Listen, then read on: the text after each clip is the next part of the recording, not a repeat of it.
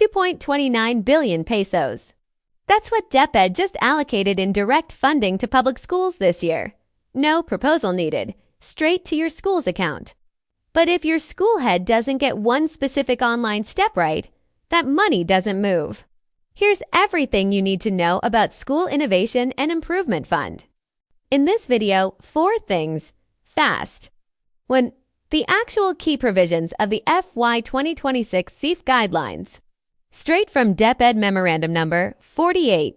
2. How implementation actually works. Who's eligible. How the funds are released. What your school is responsible for. 3.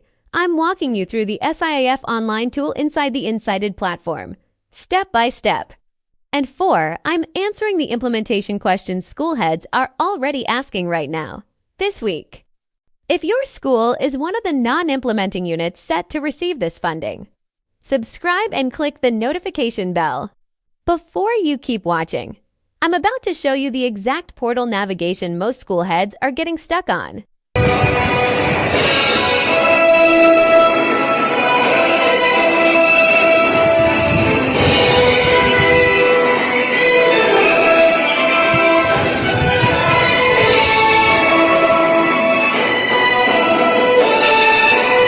Welcome to the Learning and Development Channel, where you can learn, lead, and make a difference.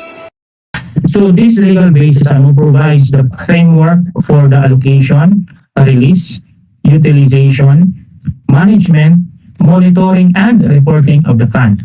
So we're hoping that prior to this orientation, meron na po kayong downloaded na DepEd Memorandum 48. And for an additional information lang po, after this orientation, we will be sharing to you all the materials po from this presentation to mga releases of information. So moving forward, ito po yung select features ng fiscal year 2026 SIAF implementation. So, eligibility parameter. Again po, before natin po i-tackle ito, let's just first look back sa 2025 SIAF implementation.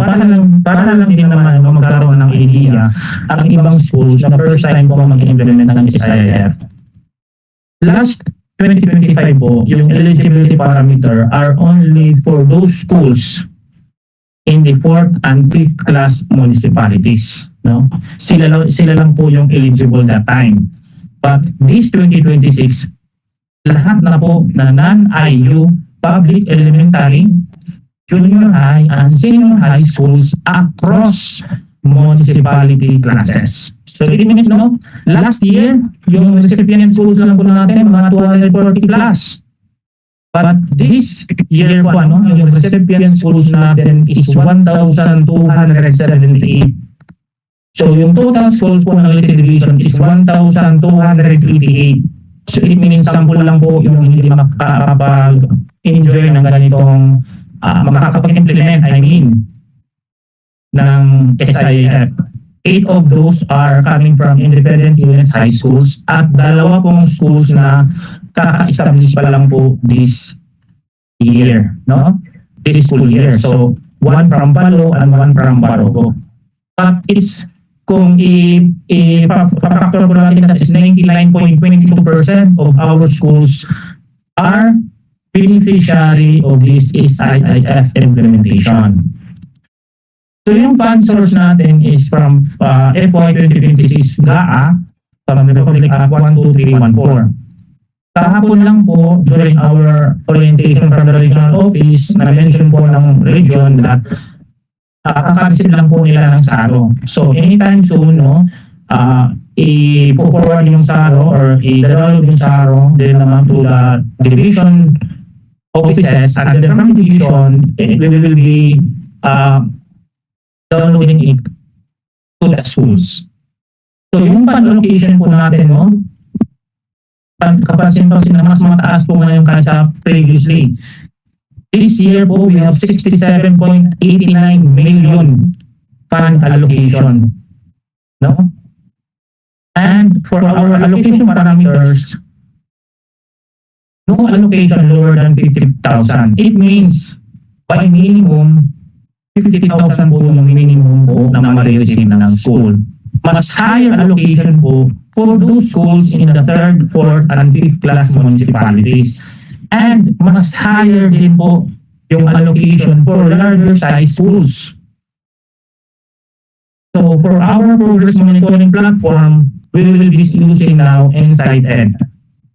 Previously, medyo nagkaroon tayo ng issue as to reporting, utilization, and monitoring. With that issue, nag-come up ang central office ng ganitong platform. Okay. For the fund allocation matrix, mapapansin po natin, ito po yung ating school size typology. From small to mega. So, mapapansin niyo po, habang lumalaki po yung enrollment, tumataas po yung allocation. At habang po mas malaki po yung allocation for those schools in the 3rd, 4th, and 5th class municipality. Moving forward. So for the fund release, this is consistent with Prepared Order number 29, series of 2019. The release of funds shall be facilitated through sub-arrows from the CO to respective ROs. Kaya po nang sinabi ko kanina, just yesterday, sabi po ng RO na kare-receive lang nila po ng SARO. So anytime soon, the RO naman will release the fund to the SDOs, and then the SDOs will release it to the respective schools. For the fund utilization naman po, ito po yung dapat natin tandaan. Yung pondo po ay nakalaan strictly for learner performance improvement initiatives, particularly on numeracy and literacy. And we have only allowable activities na pwede po natin paggamitan ng pondo. Tatlo lang po yan. Una po is the SIP, EIP activities. Ikalawa po is action research projects. At ikatlo po is the remaining SIF balance. Important note lang, all SIF funded activities shall complement existing DepEd programs and shall not duplicate activities already funded under the national programs. Just for example,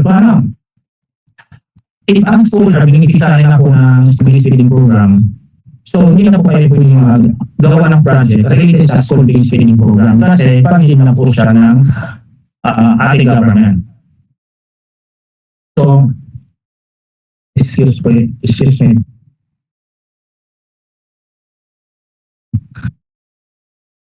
Okay po. Now, for the fund utilization reporting po, all schools shall accomplish and monitor the SIF online monitoring tool using InsightEd.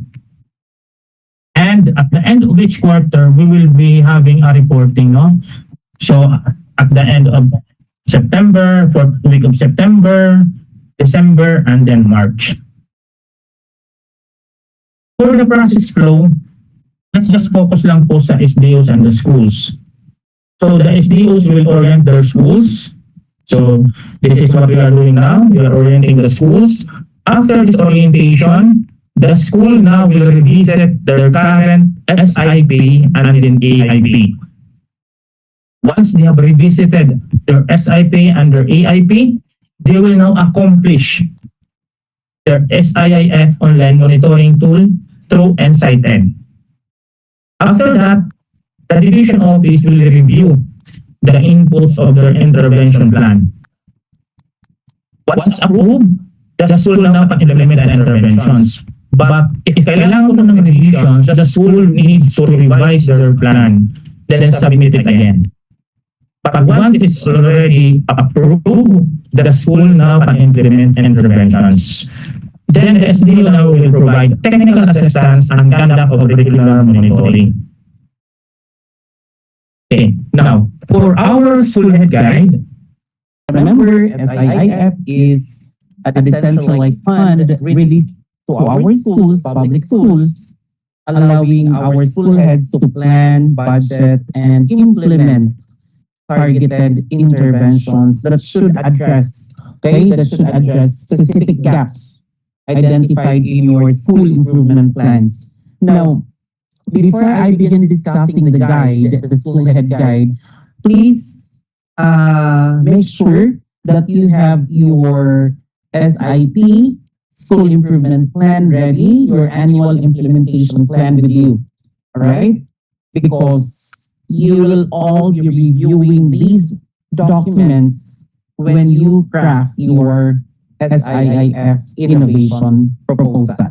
As seen in this presentation, slide presentation, the step one is to revisit your current AIP, your annual implementation plan, for you to be able to review your priority improvement areas for improving learners' outcome, literacy, and numeracy. Okay, so the very first step actually is for our school heads, teachers, and all those involved to attend an orientation. And this is now what the division office is giving you. The orientation, online orientation, so you'll be guided on how to prepare for the implementation of your program. Second now is this one. You need to have the needs assessment and ensure its alignment with SIP and AIP. So review your school's SIP and current year AIP to identify your unmet priority needs. So mayroong mga priority improvement areas or mayroon kayong mga identified programs and projects in your SIPs and AIPs na you feel hindi pa masyadong or hindi nyo pa na-meet yung targets because may problema sa funding, may problema sa resources. So, yun can be considered when you develop your proposal. Okay? So, ground the proposal in data. You may revisit your MTS results, the BOCI assessment results, your CRLA, PhilAERI, and RMA. You may revisit these results to be able to decide which program or project to prioritize. You may likewise consider your dropout figures, your retention figures, or even your resource gaps, infrastructure gaps. Okay? Para lang makita talaga natin kung ano yung pinaka-need ng schools ninyo. Remember, okay, the very purpose of the fund is to help the school parang mabigyan ng supplement funding or budget para sa mga projects na nakalinya na sa SIP, nakalinya na sa AIP, pero hindi natin ma-implement fully because of the limited resources. So now that we are given this opportunity, let's make sure to use this well. Okay? Una, again, needs assessment and alignment with SIP or AIP. Also, make sure that you consult your teachers, your school governing council, your PTA before you finalize your priorities for the innovation proposal. Okay? Second is to accomplish the SIIF online monitoring tool to be able to document the SIIF interventions. Sir Raymond, do we have a discussion later on how to navigate the hub or the, how do you call that, the online platform? Okay, very good. So that will be discussed later on how you will accomplish the SIIF online monitoring tool. This is of course after you have prepared the innovation proposal. And third step is for the school to implement interventions. Next slide, sir, please. Okay, so what are the different priority improvement areas for the different how do you call that, pillars in our development plan? So we have the following PIAs in the access and quality. Again, these are the things na pwede ninyong tingnan when you plan for your innovation proposal. We have the intermediate outcome one. Learners are in school and learning centers. So you may look at your absenteeism rates, dropout rates, low enrollment or the enrollment participation rate, the intake of age-appropriate learners in kinder, high incidence of late enrollment, the school attendance, completion rates, inadequate learner tracking and intervention mechanisms, and low enrollment rates. That's for the first intermediate outcome. The second intermediate outcome na pwede din ninyong gawing basis for the innovation proposal is learners access programs responsive to the needs and consistent with learners' interests and aptitudes. So you see here the different indicators, okay, na pwede ninyong i-revisit. Do you have enough available differentiated learning programs? Do you have a strong implementations of career guidance services? And feel nyo ba na ito yung pinaka-need ng mga learners ninyo because of bullying incidents happening in your school, or alternative delivery modes, enough alternative delivery modes for diverse learner circumstances, or ito, mismatch between learner interests and program offerings, participation in technical vocational arts, sports and low and special interest programs, access to inclusive education services, inadequate learning profiling and needs assessment, insufficient interventions for at-risk learners, and lack of access to special interest programs. Okay, so these are the first two intermediate outcomes na pwedeng maging consideration ninyo for the innovation proposal. Next slide, sir, please. Learners enjoy a learner-friendly environment. So you look at the indicators here. And learners actively participate in their learning environment. So that's the outcome indicator 4. And then 5 is learners attain learning standards. Dito na pumapasok si literacy, numeracy, yung weak learner retention, low promotion rates, poor performance in national and local assessments, significant learning losses and gaps, low mastery of curriculum competencies, weak formative and summative assessment practices, inadequate teacher capacity in content and pedagogy, lack of access to teacher professional development, limited access to quality instructional materials, poor learning outcomes among specific learner groups, and weak remediation and intervention programs for struggling learners. Now, in preparing your intervention proposal, it's really important po that you sit together to discuss, revisit and discuss the results of the BOSI assessments. You also discuss the key performance indicators available in your school, and please do a root cause analysis. Okay? Kasi may mga instances na pwede naman nating matuhog na yung one issue. Let's say, for example, we have low literacy proficiency levels under intermediate outcome number 5. And then, nakita natin during the root cause analysis na yung low literacy proficiency levels is actually caused by several factors na pwede yun yung i-hit natin in our innovations. Pwede yun yung maging strategies natin in developing our interventions. Again, look at the data, study the data, and then do a root cause analysis for you to be able to develop an appropriate strategy for your intervention. I move on to the next intermediate outcome, which is learners are well-rounded, happy, and smart. If you look at the indicators, naka-tie up pa rin siya dito sa intermediate outcome number 5. Diba? Sabi ko nga kanina, possible that the cause of low literacy proficiency levels, pwedeng ma-attribute natin sa poor health and nutrition status of learners.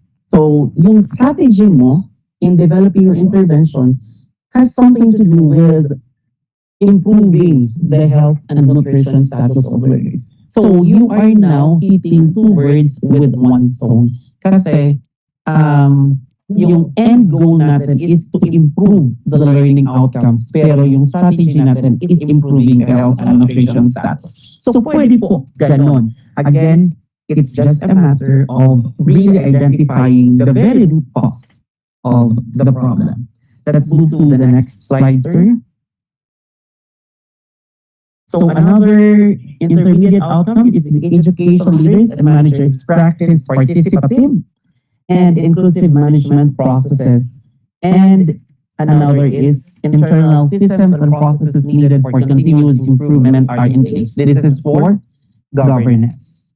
So in this particular intermediate outcome, dito naman, nandito yung ICT systems, yung weak resource planning and utilization process, insufficient mechanisms for innovation and continuous improvement.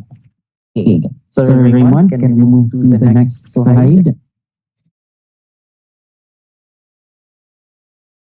So this is the third intermediate outcome for governance, which is growing number of stakeholders actively participate and collaborate in convergence mechanisms at all levels. So this now refers to the low stakeholders, stakeholder participation in your programs and initiatives, or weak partnerships with your LGUs, non-government organizations, civil society organizations, limited functionality of your community partnership mechanisms, and inadequate stakeholder mobilization and engagement strategies.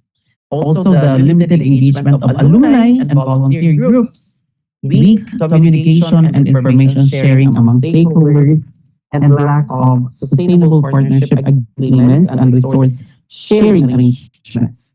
Limited stakeholder recognition and incentive mechanisms, baka wala naman talaga sa schools ninyo. You may also consider that in your proposal. Poor monitoring of partnership effectiveness and stakeholder contributions. So, you can actually see na napaka-holistic ng approach ng program dapat na i-develop ninyo for SIIF. Okay? So, Sir Raymond, can we move to the next, please? So, with these priority improvement areas, so na-establish nyo na kung ano yung magiging focus ninyo, anong intermediate outcome yung magiging focus ninyo for your SIIF, or ano mga intermediate outcomes yung bibigyan nyo ng emphasis. After that, you will now decide what interventions to employ. Yung interventions natin, pwede pong remediation, prevention, wellness, enhancement, enrichment, or learning environment. Question, sir, pwede po bang combination of 3, 4, 5 interventions in our proposal? Pwede po. Okay? You can have remediation with wellness, remediation, enrichment, and learning environment. Pwede pong gano'n. Okay? You can employ several interventions in your proposal para mas marami po kayong ma-hit na intermediate outcomes. Mas marami kayong ma-cover in the implementation or in the utilization of your SIIF. For remediation, this is to help learners who are significantly behind by addressing specific gaps in foundational literacy and numeracy skills. I guess you have a lot of intervention programs in your respective school kasi ang dami naming nag-receive ng mga proposals from your schools. Ang daming mga intervention programs, and that really delights us kasi you have the intention to improve the performance, to help improve the performance of our learners, specifically in literacy, numeracy, and critical thinking skills. So if you have that, if you have the remediation program already, naka-ano na siya, how do they call that? Outlined na siya with strategies explicitly discussed in your proposal, you may just add, pwedeng dagdagan nyo na lang yan ng iba pang activities that will hit other types of interventions like wellness, to improve learners' readiness and academic performance by addressing nutrition and physical well-being factors. Diba? So, pwede niyong i-combine yung dalawa. Pwede din naman ang prevention to identify and address learning difficulties early so that students do not fall behind. And learning environment, pwede din remediation and learning environment to ensure that you have a safe and learner-friendly environment that supports effective teaching and learning. Also, we have enhancement as another option for intervention and enrichment. Okay, so enrichment, these interventions should help deepen learning and extend higher order thinking skills beyond minimum standard. Sir Raymond, can we move to the next intervention, set of interventions? You may also employ acceleration to enable learners to rapidly attain foundational skills by focusing on the most essential competencies needed to progress. You may also have inclusive to ensure equitable access to learning opportunities for all students, especially those who are marginalized, at risk, or have special needs. And then engagement, improve participation, retention, learning outcomes by reducing absenteeism and dropout, increasing learner motivation, and strengthening parent and community support. Or behavioral, okay, you may have or you may employ strategies that will remove social, emotional, and behavioral barriers that hinder learning and to promote positive learning environments. Or instructional improvement. Yung instructional improvement naman, doon naman kay teachers. Pwedeng pagsamasamahin ninyo ang remediation, behavioral, and then instructional improvement para mayroon din focus para kay teachers. Okay, this should help teacher enhance the effectiveness in literacy and numeracy instruction. So, di ba, many interventions na naipasok sa proposal, mas marami kayong mahihit na, how do you call that, intermediate outcomes. Okay? So, mas holistic yung approach ninyo. Hindi lang kayo learners, but you also include your teachers. And finally, the technology enabled to leverage appropriate technologies to personalize learning, improve access to quality instruction, and support data-informed teaching. Sorry? Okay. Now, before I discuss this one, let me just emphasize the process of developing your proposals. Again, uunahin po natin is to review our results, available data, the key performance indicators. Balikan po natin yan. And then we sit together with our teachers, with our stakeholders, School Governance Council, the PTA, your student body organization or student council. We will sit together or you will sit together to discuss your results, okay, your data, and then identify the root cause of these issues and decide. Pag-desisyonan po natin kung ano yung magiging focus ng inyong intervention proposal. Anong intermediate outcome yung magiging focus ng inyong intervention proposal. Once you have finished writing your intervention proposal, please have your district head, okay? Have your district head check first, okay? Review your proposal to make sure lang po that your proposal will be aligned or is aligned to your SIP or AIP. Again, before submitting it online, please make sure, or before submitting it to the CID, make sure that you will have your district supervisor review your proposals to ensure na tama yung prosesong dinaanan ninyo and that this proposal is aligned to your SIP or AIP. Okay? So I hope that is clear to everyone. Now for the beneficiaries, also part of your proposal is your target beneficiaries. Sino ba dapat ang makaka-benefit ng SIIF?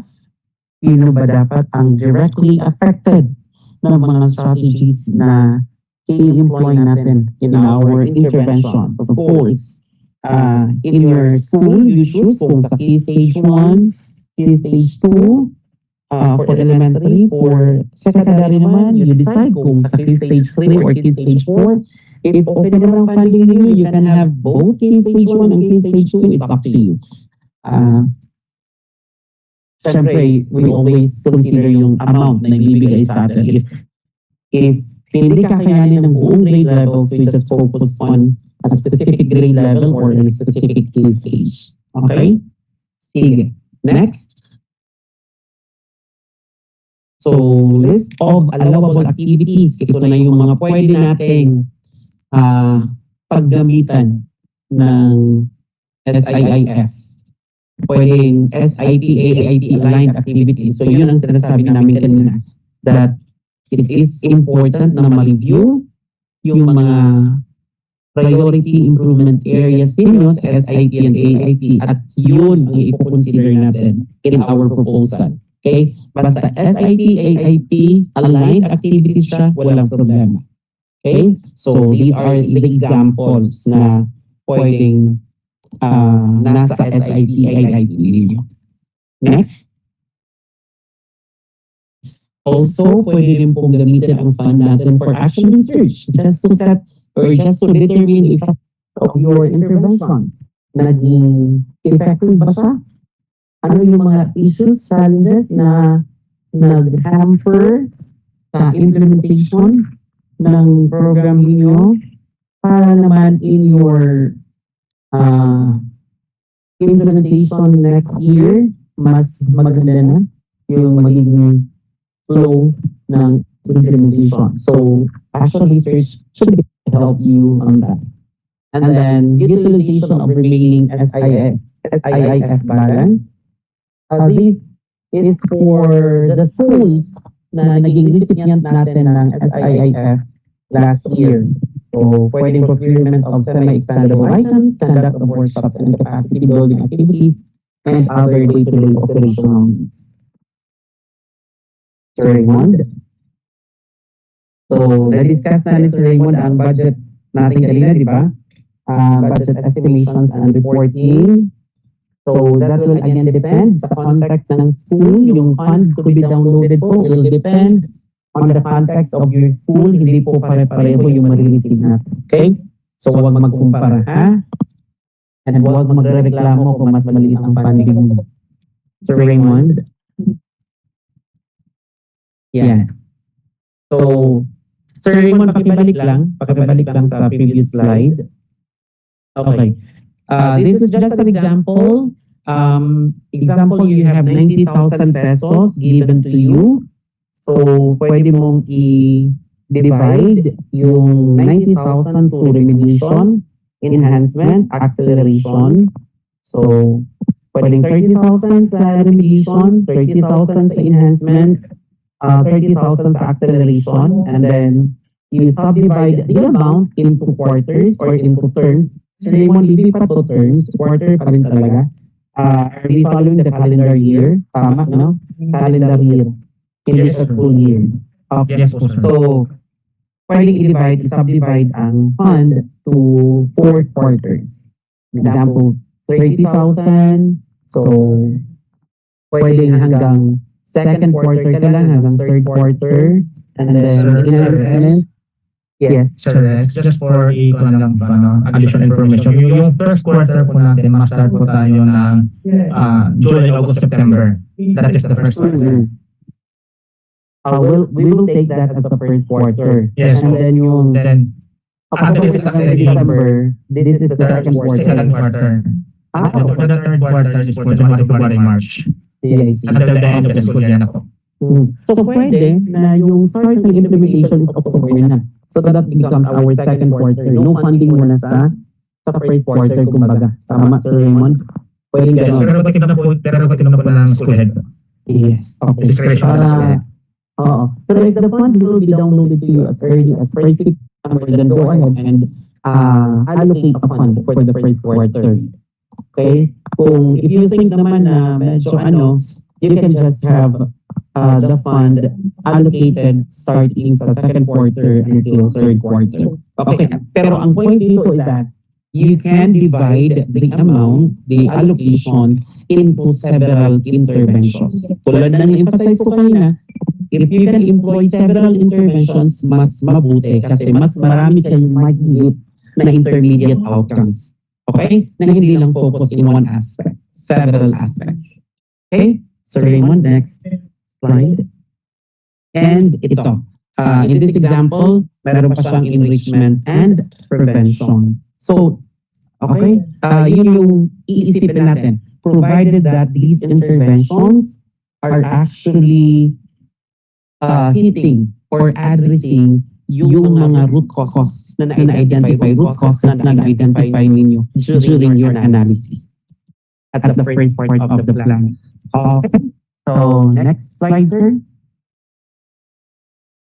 Okay, I guess that ends my part. Sir Raymond, thank you all so much for listening. Thank you, Sir Rex. Yes, I really, yes, Pat.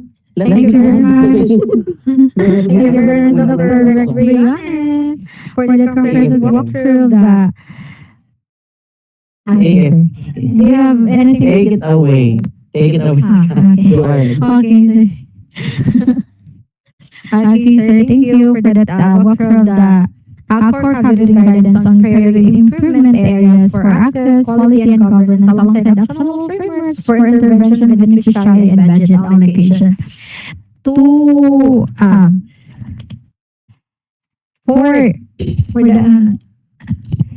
the insight video presentation, let me welcome again to the virtual platform, Sir Raymond, please. Thank you. Okay, thank you, Ma'am Kat. Again po, thank you, Sir Rex Briones po. Thank you po,